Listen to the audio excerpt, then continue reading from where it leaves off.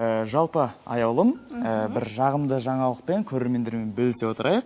Жамбыл облысы әкімі мәдениет, архивтер және құжаттама басқармасы бірінші республикалық этнографиялық ансамбльдер конкурсын ұйымдастырған болатын. Осыған байланысты біздің көрермендеріміз үшін жағымды жаңалық, Жетісудың атынан шыққан Алматы облысының намысын қорғап келген біздің Сазген фольклорлы этнографиялық ансамбліміз бас жүлде иеленіп келді.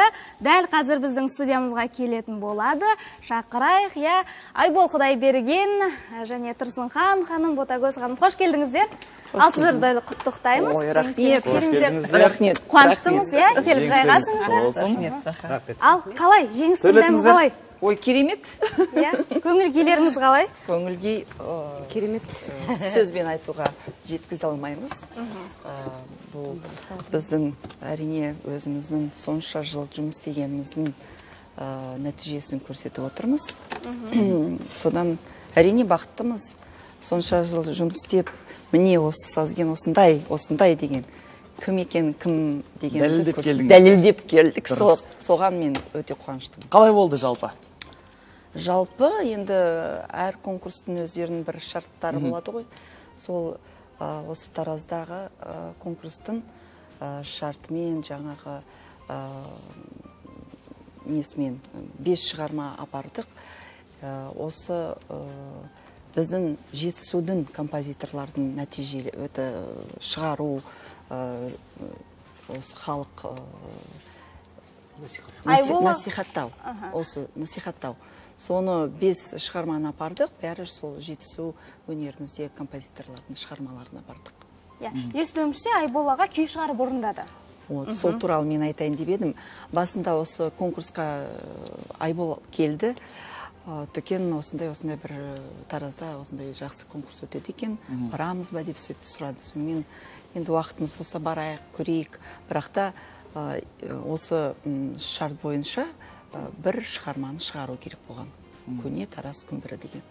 Бір күні енді Айбол өзін ойланып көр, қандай шығарма бір керемет шығарма болса, сонда ғана барайықшы, дәлелдейікші өзімізді деп сөйткен кезде бір күні келді Айбол. Сондай шығарманы алып келді, отырасап ойнап едік. Мен айттым, бұндай шығармамен бас жүлде алмасақ, біз онда Сазген емеспіз. Осымен барамыз дедім. Айбол аға, енді өзіңіздің мүмкін сездіргенде шығар, шабытыңыз ерекше оянып, қанша уақыт кетті сол шығарманы жарыққа шығарғанға? Жаңа конкурсты шарты бойынша дегендей жаңа айтып кетейін, танықтап. Енді негізі мынау конкурстың байқаудың өзінің концепциясы Жетісу ән күйлерін насихаттау болатын. Себебі бізде Қазақстанда мынау Ахмет Жұбановтан бастап Жетісу күйлері, жарайды әндерін былай қойғанда, Жетісу күйлері бізде аз зерттелген осы уақытқа дейін. Әлімге дейін Жетісу күйлері өте сирек орындалады. Және оны орындаушыларды өте аз, саусақпен санарлық. Енді осы тұрғыдан алғанда Жетісу күйлерін насихаттау бізге жаңағы парыз деп есептеген. Оны жаңағы конкурс ұйымдастырушылары, осыны өткізген кісілер. Сондықтан осындай шарт қойған. Жалпы Жетісу күйлерін насихаттау үшін осындай конкурс жасаймыз. Және де бұл конкурс мынау Жамбыл облысының 80 жылдығына арналған конкурс. Көне Тараз біздің Қазақстанның ең көне қаласының бірі. Түркістаннан да жаңағы көнерек дейді. Осы Тараз қаласы, Тараз шаһар. Осының жаңағы мәртебесін тағы да бір биікке көтеріп тастау үшін осындай көне Тараз күмбірі деген конкурс ұйымдастырылып жатыр. Енді соған жаңағы айтылғандай бір шарттың бірі, ең қиын деп ойлаймын, жаңа туынды деп көрсетілген екен. Үлкен әріптермен, анау жирный шрифтпен дейді. Яғни анықтап тұрып былай көрсетіп тұрған. Енді соған жаңа келген кезде басқа енді Жетісу күйлерін біз ойнап жүрміз. Біз өзіміз енді Жетісуда тұрғандықтан өзіміз ойнап жүрміз. Ол бар. Басқа шарт бойынша бәрі келіп тұр. Енді бірақ қана нәрсе осы жаңа күй шығару. Енді ойланып толған, оны жай отырасап шығара салмайсың. Оның бір себеп болу керек. Енді себеп пайда болды. Қандай себеп? Конкурс қой. Конкурс, ол соның бәрі үлкен бір себеп. Конкурсқа қатысу үшін жаңағы күй шығару керек. Енді конкурсқа қатысқымыз келеді. Соған отырымда Тараздың о бастан Тараз деген атынан бастадым. Бұл не? Тараз деген қандай мағына? Сосын Талас пен Тараздың қандай айырмашылығы? Әдетте зерттедіңіз. Әдетте жаңа қала салынады. Әдетте қала салынады, бір жергілікті бір жердің аты, мысалы, ол судың атымен аталады. Сонда жаңағы Тараз бен Талас екеуін қарап тұрсаң ұқсайды. Сонда жаңағы сол Тараздан бастап зерттеп, осы уақытқа дейін зерттеп келдім. Сонда қандай адамдар тұрғанын, біздің ата-бабаларымыз қандай болғанын, қандай шайқастар өткенін, сол жер үшін қан төгіс болған, елім жерім деп батырлар шыққан, мына ұлы отан соғысында Бауыржан атамыз сол жерден дүние келген. Ал ең бастысы Жетісу жерінің жаңа бір бөлігі, сонау батыс жағы біздің Шу бойы дейді. Себебі қазір әртүрлі мәліметте қараған кезде Жетісу өзендерін атап шыққан кезде Шуды былай неліктен екен, Шуды ысырып тастайды, айтпайды. Негізі Шу ол кіреді. Шу ол Жетісудың бір жері. Енді сондықтан осылай отырып тарихты қарап зерттеп, сосын сол зерттегеннен кейін сондай бір ой келді, әрине шабыт туды, әуен шықты, сөйтіп шыққаннан кейін маған өзіме де ұнады, әрине өзіме ұнағаннан кейін ол жақсы болады деп жаңағы алып келдім, жақсы бағалар алып жатырмыз. Енді көрерменді де қызықтырып қойдыңыз, оның тарихын айттыңыз, әбден қызықтырдыңыз. Енді сол туындыңызды орындап берсеңіз. Ботагөз ханымда алдыңда біздің эфирімізге келіп, жақсы жаңалығыңызбен барша халықты қуантқан едіңіз. Қазір өзіңіздегі жеке шығармашылығыңызға да тоқтала кетеміз. Рахмет.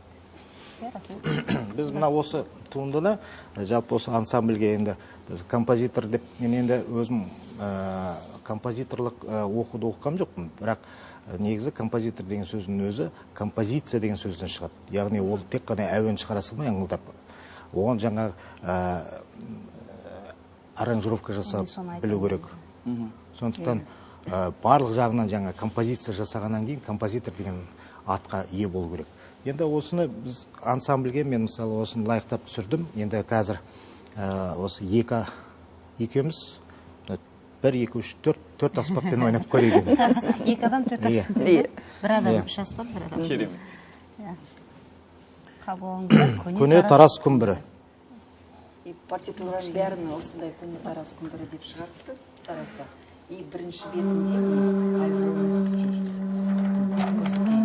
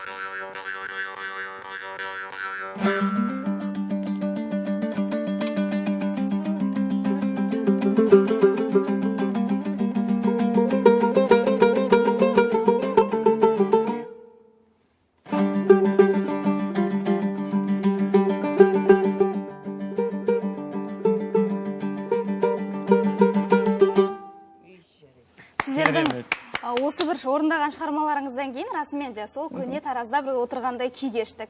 Алғысым шексіз. Енді Айбол аға, өзіңіз айтыпсыз, Жетісудың тумасы, қазіргі Алакөл ауданы Екпінді ауылында Мәлгаждар Әубәкіров атындағы орта мектеп бар.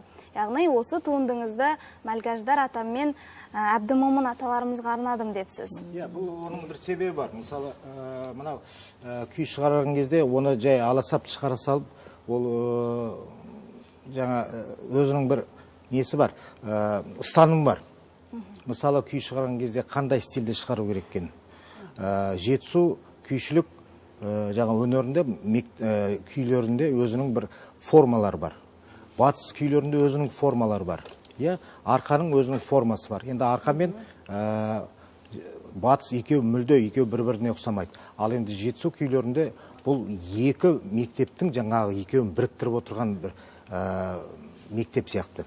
Сондықтан бұл неден ауытып кетпеу үшін осы формалардан. Мысалы, мен Мәлгаждар атамыздың Талас деген мынау Талас өзеніне, Талас қаласына көне қала ғой, бұл да Тараз. Соған арнап шығарған Талас деген күй, соны көп тыңдадым. Сосын мынау Әбдімомын Желдібаев атамыздың Ерке сылқым, онда да сол бала кезімізден ойнап жүрген күйлердің бірі. Осы бас жүлде болып отырды. Осы екі күйдің негізі қылып алдым да, енді осы солардың формасынан ауытып кетпей, соларға қарап жасадым. Яғни мына жерде Мәлгаждар Әубәкіров атамыз, мынау Жетісудың батыс жағында болса, Әбдімомын атамыз, шығыс жағында болса, Әбдімомын атамыз ол мына батыс жағында. Екеуде ұлы тұлғалар. Осы кісілерге арнап шығарған күйім. Аталарымыздың аруағы да қолдаған болар сіздерді, осындай бас жүлде алып, әрине ол біз үшін де, халық үшін де сондай бір үлкен қуаныш, үлкен жетістік. Енді бас жүлде алдыңыздар. Желдібаев атамыз оқысы тірі, оқысы жаңағы жюри мүшесі, яғни ол председатель жюри болды.